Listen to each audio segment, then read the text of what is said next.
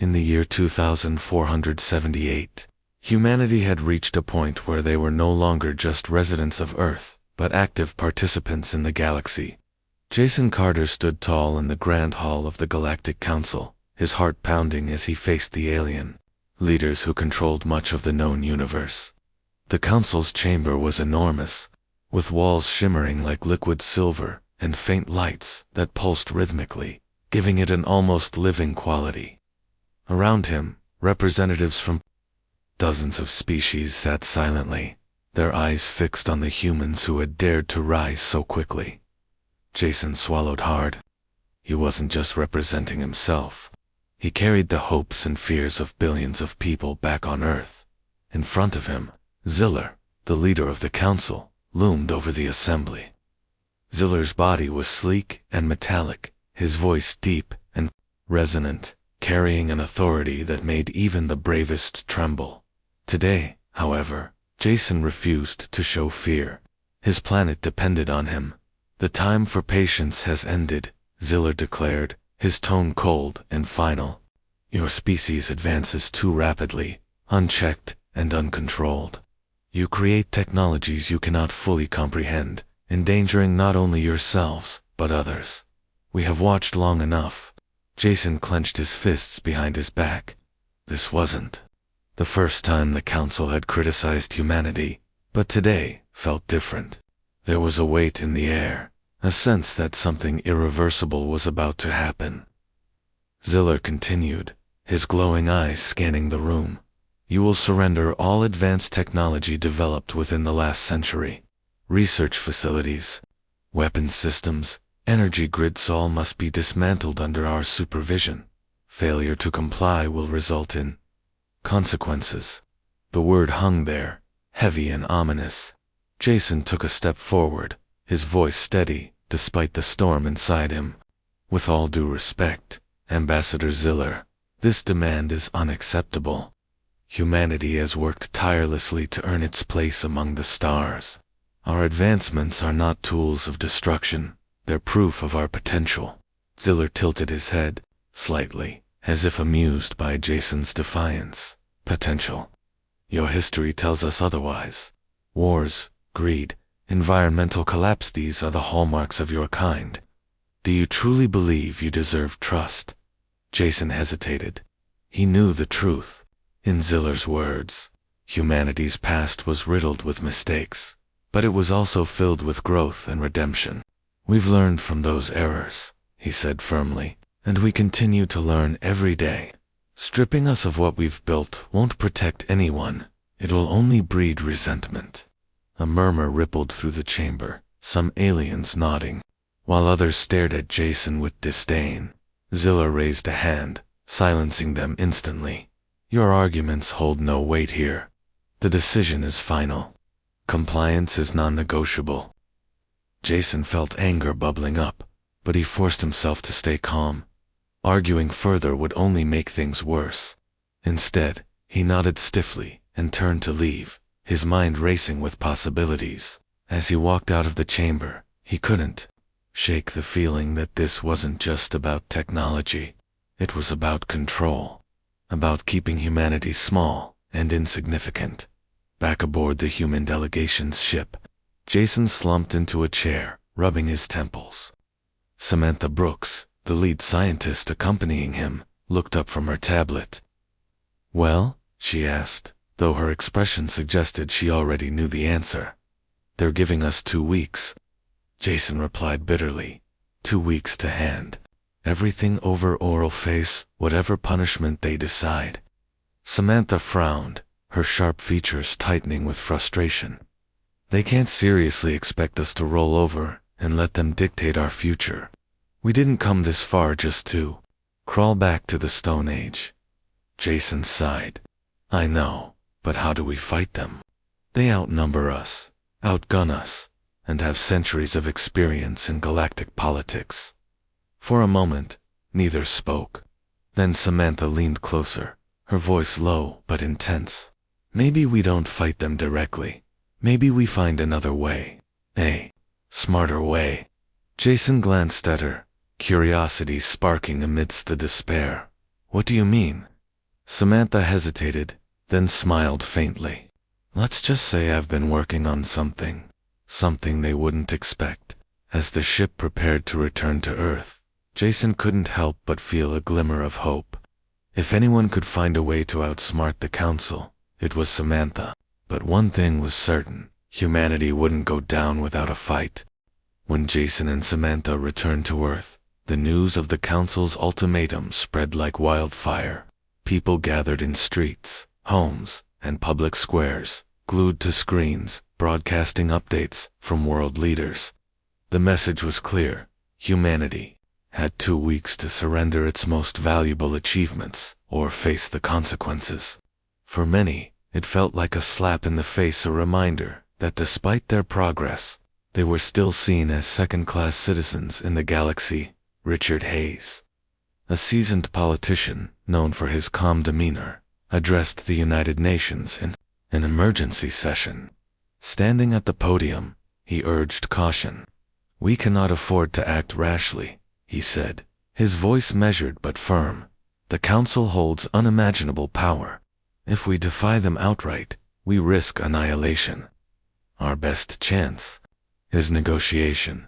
We must show them we are willing to cooperate." But not everyone agreed. Samantha Brooks sat in the audience, her arms crossed tightly over her chest. She had spent years developing technologies that pushed humanity forward, and now she was being asked to hand it all away. When Richard finished speaking, she stood up, her frustration boiling over. "Cooperation," she snapped, her voice cutting through the tense silence. "They're not asking us to cooperate, they're demanding we kneel. How can we negotiate when they've already decided our fate?" Her words struck a chord with some, but others shook their heads. A scientist from Europe spoke next, his tone weary. "Samantha, I understand your anger, but what choice do we have? Defiance means war, and if the Council decides to attack, we won't stand a chance." The room erupted into heated arguments, voices rising as factions formed. Some sided with Richard, believing survival depended on compromise. Others supported Samantha, convinced that giving in would only lead to further oppression. Outside the chamber, protests grew louder. Crowds chanted slogans like "No surrender" and "Stand for humanity," while banners waved in the wind. In cities around the globe, debates raged between friends, families, and strangers. It seemed everyone had an opinion, but no one had a solution.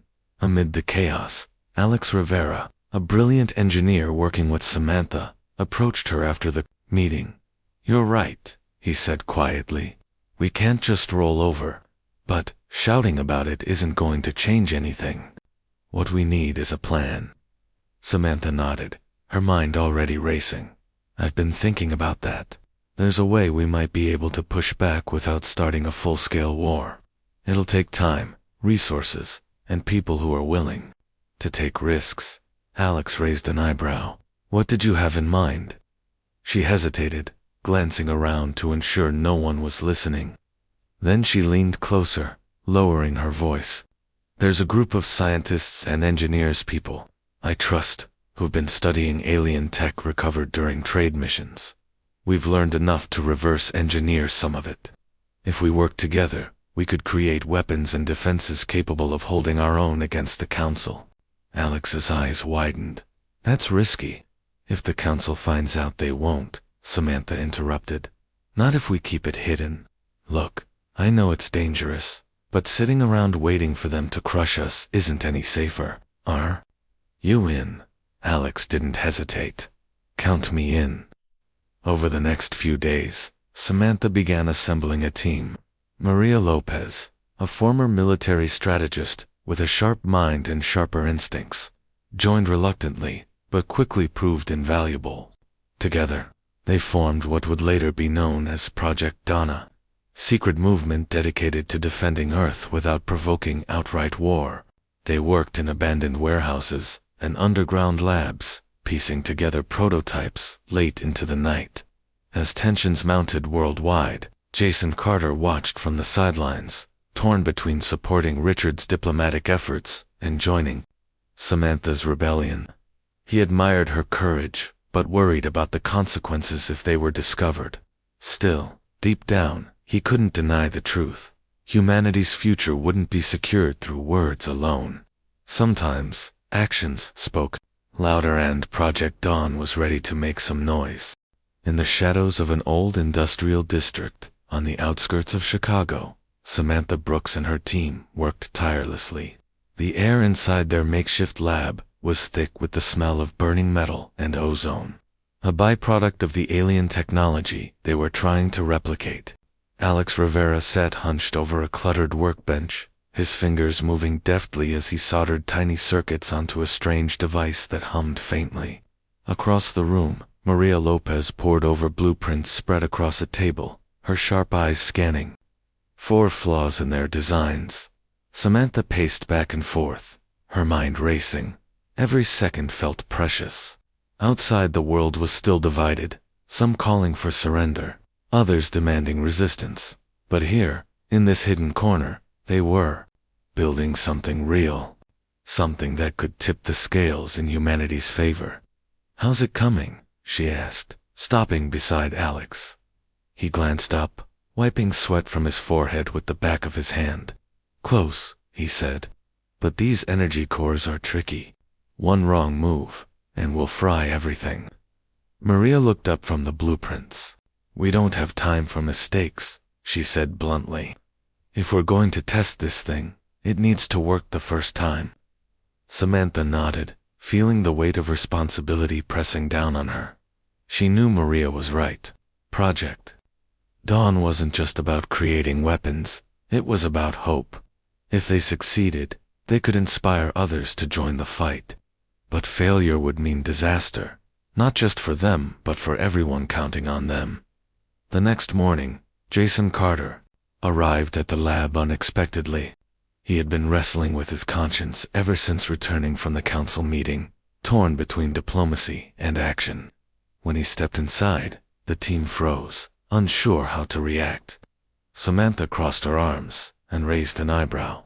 "What are you doing here?" Jason held up his hands in a gesture of peace. "I came to see what you're working on. I've heard rumors, and I think you might be onto something." Samantha hesitated, then sighed. "Fine.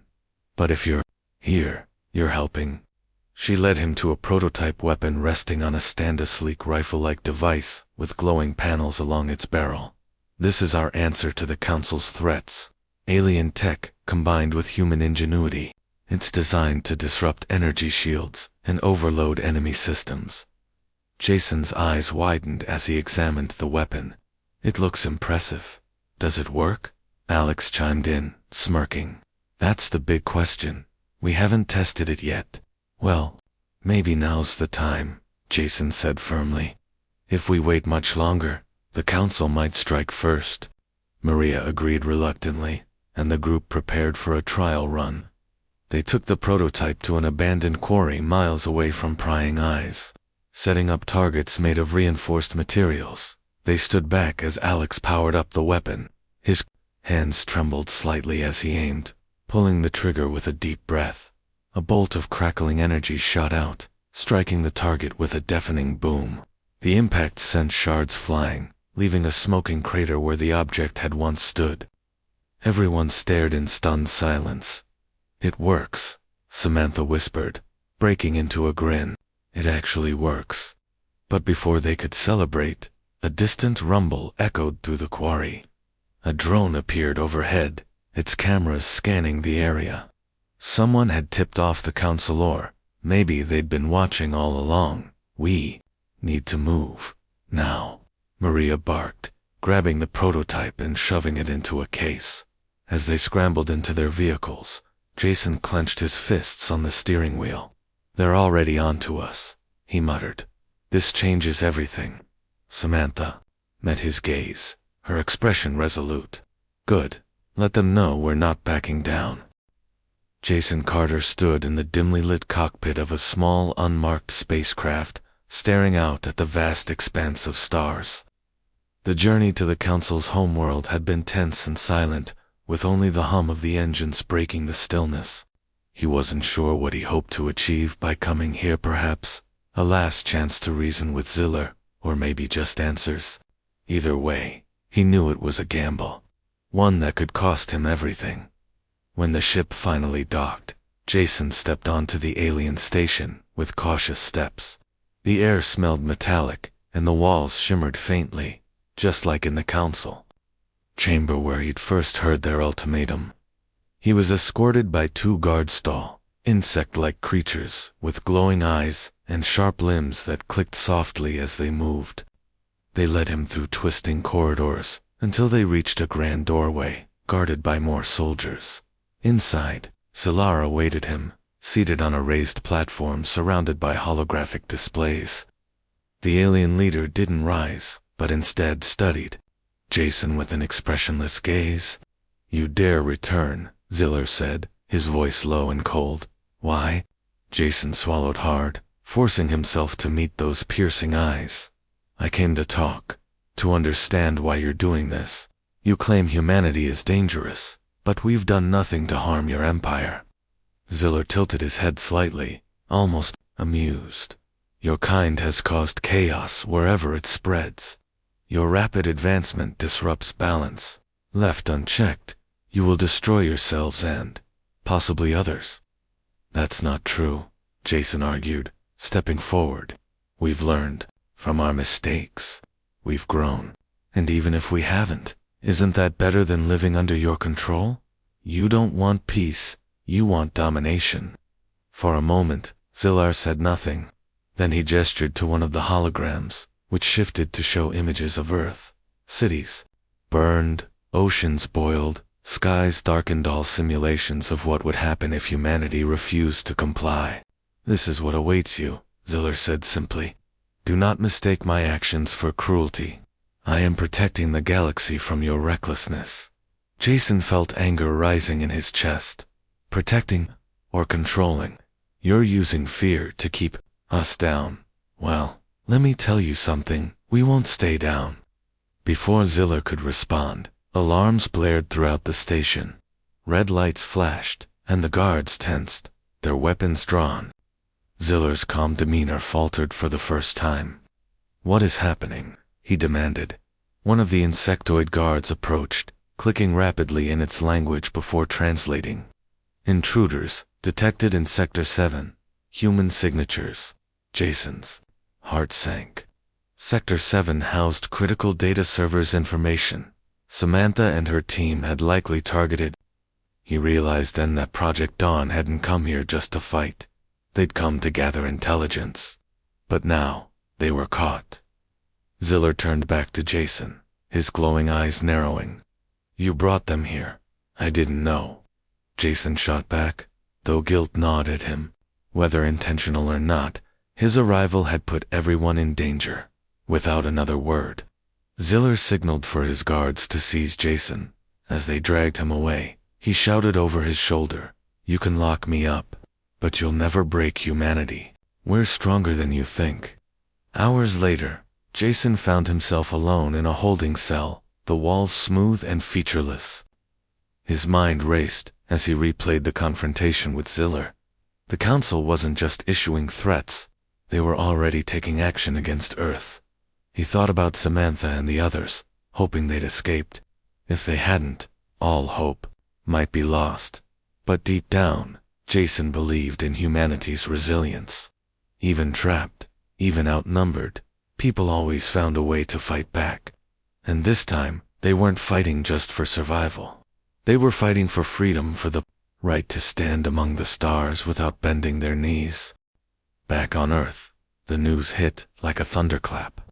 The Council's fleet had descended upon Mars, their ships blotting out the sky as they unleashed devastating attacks on research colonies and mining facilities. Thousands of lives were lost in an instant, and panic spread across the globe. Images of burning domes and shattered habitats flooded the media, showing the world just how ruthless the Council could be. For many, it was a grim reminder that humanity wasn't just fighting for its future, it was fighting for its survival. Samantha Brooks watched the reports from her lab, her hands trembling as she clenched the edges of a workbench. She felt a mix of anger and guilt. Part of her wondered if Project Dawn's actions had provoked this attack, but another part knew the council would have struck eventually, regardless of what they did. They weren't interested in negotiations, they wanted submission, and Samantha refused to give them that. "We need to act," Maria Lopez said sharply, breaking the silence. "If we wait any longer, they'll come for Earth next." Alex Rivera nodded, his face pale but determined. "They've shown their hand. Now it's our turn." Jason Carter's message from captivity reached them late. That night, a short, encrypted transmission smuggled out by a sympathetic alien worker aboard the council station. It confirmed what they already suspected. The council saw humanity as a threat that needed to be eliminated. There would be no mercy, no second chances. The team gathered around a flickering screen as Jason's voice crackled through the speakers. "They're planning something big. You need to prepare. Fight back however you can." Samantha shut off the recording, her jaw tight. "Then that's what we'll do. We won't let them take Earth without a fight." The next morning, Project Dawn launched its first major operation, a counterattack against the Council forces stationed on the moon, using cloaked ships. Designed by Alex and armed with prototype weapons reverse-engineered from alien tech, the team set out under the cover of darkness. Maria led the assault, her tactical expertise guiding every move. The plan was simple but risky: hit hard, hit fast, and retreat before the Council could respond. As the ships approached the lunar base, tension filled the air. Samantha sat beside Alex and one of the fighters, gripping the armrests as they breached enemy airspace. Below them, the Council's outpost glowed faintly against the barren landscape, its defenses bristling with energy turrets and drones. "Ready?" Alex asked, glancing at her. "As I'll ever be," Samantha replied, taking a deep breath. The signal came a burst of static, followed by Maria's voice over the comms. "Engage." The battle erupted in chaos. Plasma bolts streaked across the void as Project Dawn's forces clashed with the Council's automated defenses. Explosions lit up the surface of the moon, sending plumes of dust into the low gravity. Alex maneuvered their ship with practiced skill, dodging incoming fire while targeting key structures. Samantha gripped the console tightly, shouting coordinates for him to strike. Meanwhile, Maria coordinated the ground assault, leading a small team to infiltrate the base. Their goal was to destroy the communication hub, severing the link between the Council's fleet and its commanders. As they fought their way inside, the resistance grew fiercer, but Maria pushed forward, her determination unwavering. Back in orbit, Jason listened to the updates from his cell, praying silently for success. He knew this was humanity's chance to prove itself, to show the Council that they wouldn't go quietly. When the communication hub finally exploded in a brilliant flash, cheers erupted among the rebels. The Council's ships faltered, their coordination disrupted. Project Dawn didn't stick around to celebrate. They withdrew quickly, leaving behind only wreckage and smoke. For the first time, humanity tasted victory. It was small, but it was enough to ignite hope. On Earth, people watched the footage of the damaged outpost and began to believe that maybe, just maybe, they could win this fight. Dr. Elena Rodriguez sat in the dark control room of the Deep Space Communications Array. The screens around her showed numbers and signals from space. She had been working here for 5 years, looking for signs of alien life. Most nights were quiet. Tonight was different. The computer made a soft beeping sound. Elena looked at the main screen. A new signal was coming in from deep space. She frowned and adjusted the controls. The signal was strong and clear, too clear for natural space. "Noise," Elena called out to her partner, Dr. Marcus Webb. He was in the next room drinking coffee and reading reports. Marcus was good with languages and codes. If anyone could figure out what this signal meant, it was him. "Marcus, come look at this," Elena said. Her voice was excited but careful. They had heard false alarms before. Marcus walked over and looked at the screen. The signal was repeating every few minutes. It was not random. Someone or something was sending it on purpose. "This is not natural," Marcus said. He sat down next to Elena and started working on another computer. "The pattern is too clean, too organized." Elena nodded. She had thought the same thing. "Can you decode it?" Marcus worked for an hour. The signal was complex but not impossible. It used math and simple pictures to share information. Slowly, he began to understand parts of it. "It is a message," Marcus said finally. "Someone is sending coordinates." "Coordinates to what?" Elena asked. Marcus worked more. The message became clearer. It was not just coordinates, it was a warning. The message said to avoid a certain star system. It said not to go there. It said not to investigate. Elena felt cold. "Which star system?" Marcus checked the coordinates 3 times. He used different computers to make sure. Each time, he got the same answer. "Our star system," he said quietly. "Someone is telling others to stay away from Earth." Elena stared at the screen. This changed everything they thought they knew about life in space.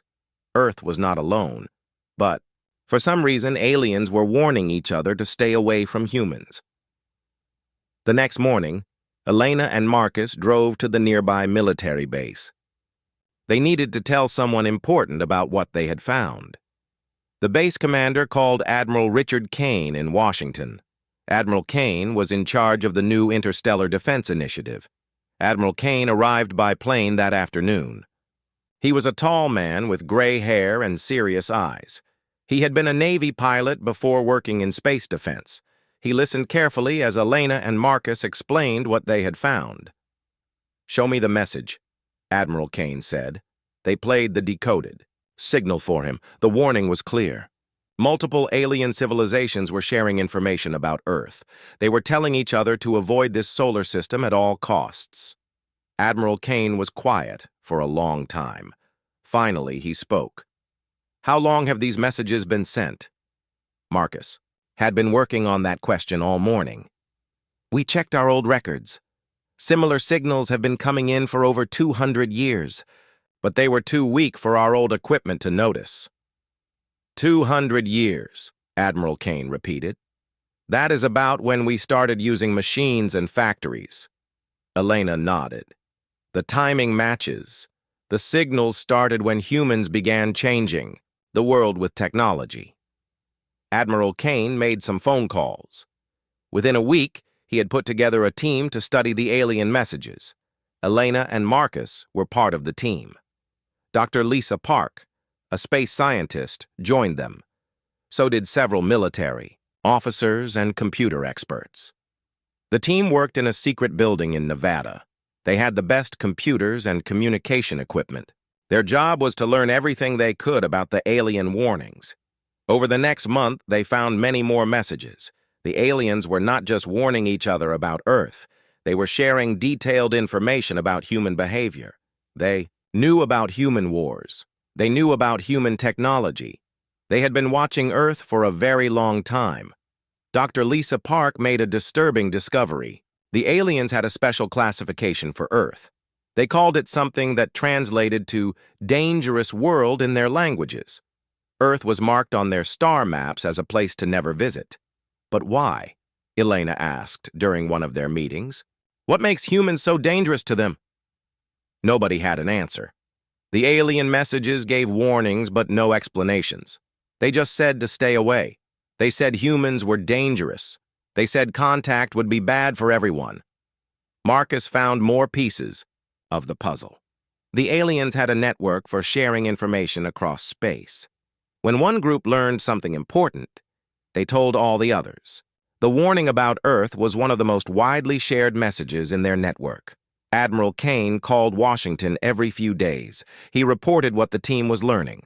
The government was starting to worry. If aliens thought humans were dangerous, what would happen when humans finally traveled to other stars? Elena worked late every night. She wanted to understand the alien languages better. She wanted to know what the aliens were really saying about humans. The more she learned, the more worried she became. The aliens were not just afraid of humans. They were terrified. Their messages showed real fear. They wrote about humans the way humans might write about dangerous wild animals. They saw humans as predators that could not be trusted. One night, Elena found something that made her hands shake. It was an old alien message from 50 years ago. The message talked about what happened when predator species reached space. It said they always destroyed peaceful civilizations. It said they always chose violence over cooperation. Elena realized the truth. The aliens had seen species like humans before. Those species had caused terrible damage when they reached the stars. The aliens were warning each other about humans because they thought humans would do the same thing. The next morning, Elena told the team what she had found. The room was quiet for a long time. "So they think we are going to attack them," Dr. Park said finally. "Yes," Elena replied. "They think we are going to destroy everything." Admiral Kane stood up. "Then we have a problem. We are planning to send humans to other stars within the next 10 years. When we do, every alien civilization in the galaxy will know about it." The team looked at each other. They had found proof that humans were not alone in the universe. But they had also found proof that every other intelligent species was afraid of them. The question now was simple, but terrifying. What would happen when humans finally left Earth and met their alien neighbors? Captain Jake Morrison checked the ship's controls one more time. The Aurora was 3 months away from Earth, traveling toward the closest star system to home. This was humanity's first trip to another star. Jake felt the weight of that responsibility every day. The Aurora was not a military ship. It was built for exploration and research. The crew of 42 people included scientists, engineers, and a small security team. Their mission was to build humanity's first research station around another star. Dr. Elena Rodriguez sat at her communication station on the bridge. She had volunteered for this mission after spending 2 years studying alien messages on Earth. She wanted to meet the aliens who had been warning each other about humans. "How much longer until we reach Proxima Centauri?" Jake asked. 6 hours, replied Tony Phillips, the chief engineer. Tony was a smart man who could fix anything on the ship. He had been working on spaceships for 15 years. Commander Amy Sullivan walked onto the bridge. She was in charge of ship security. Amy was a former Marine who had trained for alien contact scenarios. She hoped they would not be needed, but she was ready for anything. "Captain, we are getting some strange readings on the long-range sensors," Amy said. "There might be another ship out there." Jake looked at the sensor display. There was definitely something moving near Proxima Centauri. It was too big to be an asteroid and moving too fast to be natural. "Could it be one of our ships?" Jake asked. "No," Amy replied. "We are the only human ship in this area, and this object is using technology we have never seen before." Elena felt her heart beat faster. This could be their first contact with alien life. She checked her communication equipment. Everything was ready to record and translate any messages they might receive. The Aurora continued toward Proxima Centauri. The unknown object was getting closer. After 2 hours, they could see it clearly on their screens. It was a ship, but it looked nothing like human technology. The alien ship was smooth and curved like a seashell. It had no visible weapons or engines. It moved through space silently and gracefully. It was beautiful and terrifying at the same time. "They are scanning us," Amy reported. "I can detect their sensor beams." Jake had trained for this moment, but nothing could have prepared him for how it felt. Humanity was about to meet another intelligent species. Everything they said and did in the next few hours could change the future of both civilizations.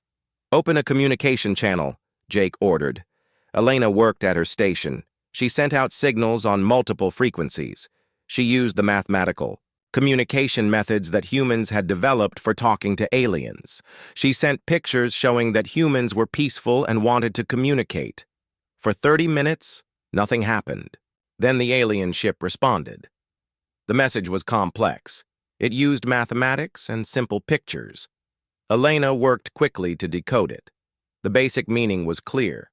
The aliens wanted to talk. Over the next hour, Elena and the alien ship established a basic communication system. The aliens were very good at this. They seemed to have experience talking to species with different languages. The first real message from the aliens was shocking. It said, "Why did you leave your world? You must go back immediately." Elena showed the message to Jake. He thought carefully before responding. "Tell them we come in peace," Jake said. "Tell them we want to learn and explore." Elena sent the message. The alien response came quickly. "You do not understand the danger. You must return to your world before others know you are here." "What danger?" Elena sent back. The alien ship moved closer to the Aurora. On the main screen, Jake could see details of the alien vessel. It was larger than the Aurora and clearly more advanced, but it made no threatening moves. The next alien message was longer and more complex. Elena worked for an hour to decode it completely. When she finished, her face was pale. "What does it say?" Jake asked. "They are warning us," Elena said. "They say that we are classified as a dangerous species. They say other aliens will attack us if they know we have left Earth." Jake felt cold. "Ask them why." Elena sent the question. The alien response came with a small device. The alien ship launched a tiny probe that attached itself to the Aurora's hull. The probe contained a data storage device. "They want us to take this," Amy said, "but I do not know if it is safe." Jake made a decision that would change everything. "Bring it aboard, but scan it first." Tony Phillips and his team carefully brought the probe inside the ship. They scanned it with every instrument they had. It contained only information storage devices, no weapons or dangerous materials. Elena connected the alien device to the ship's computers. The information inside was incredible. It contained maps, historical records, and files about dozens of alien civilizations. Most importantly, it contained information about Earth. The aliens had detailed records about human history. They knew about human wars, human technology, and human behavior. The information went back hundreds of years. Elena found the file about Earth's classification in the alien database. The translation was clear and terrifying. Earth was listed as Apex Predator Nursery World, Quarantine Level Omega. The file explained that species like humans had appeared before in the galaxy. Every time they had caused massive destruction when they reached space. The alien civilizations had learned to identify such species early and keep them isolated. "We are in quarantine," Elena told Jake. "They have been keeping us trapped on Earth on purpose." Before Jake could respond, Amy called out from her station. "Captain, we have multiple ships approaching fast, at least 6 of them." On the screen, Jake could see new ships coming toward them. These ships looked different from the first one. They were darker and more angular. They looked like warships. The first alien ship sent one final message. "The Watchers have detected you. We tried to warn you. You have broken the quarantine. Now they will come to investigate. You have put both our species in danger by leaving your world." The alien ship that had tried to help them suddenly accelerated away from the Aurora. It was fleeing from the approaching ships. "What are our options?" Jake asked Amy. "We can run or we can fight," Amy replied. "But those ships are much more advanced than ours." Elena was still reading the alien database. She found more information about the Watchers. They were a group of alien species that enforced the quarantine around dangerous worlds. When a quarantined species tried to leave their home system, the Watchers investigated. Sometimes, the Watchers just forced the dangerous species to go home. Sometimes they destroyed them completely. It depended on how much of a threat they posed to galactic civilization. "The Watchers are coming to decide if we should be allowed to exist," Elena told the crew. Jake looked at his crew. These people had volunteered for a mission of exploration and discovery. Now, They might all die because humanity had been marked as too dangerous to live among the stars. The approaching ships were close enough now to see clearly. They were huge, much larger than the Aurora. Each one looked like it could destroy the human ship easily. Jake opened a communication channel to the entire Aurora crew. "This is the captain. We are about to make contact with alien civilizations. They may view us as hostile. Everyone stay calm and follow orders. We represent all of humanity here today." Elena tried to send peaceful messages to the approaching ships. She used every communication method she could think of. The alien ships did not respond. They just kept coming closer. "Captain," Amy said quietly, "I think we should prepare for battle." Jake nodded. This was not how humanity's first contact with aliens was supposed to happen, but it looked like they had no choice. The Aurora had been built for exploration, but it could be converted for fighting if necessary. The crew had trained for this possibility. Jake hoped they would not need to use that training.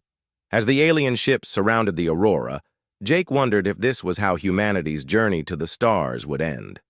Would the first human interstellar mission also be the last? The answer would come soon. The Watchers were here, and they were about to decide humanity's fate.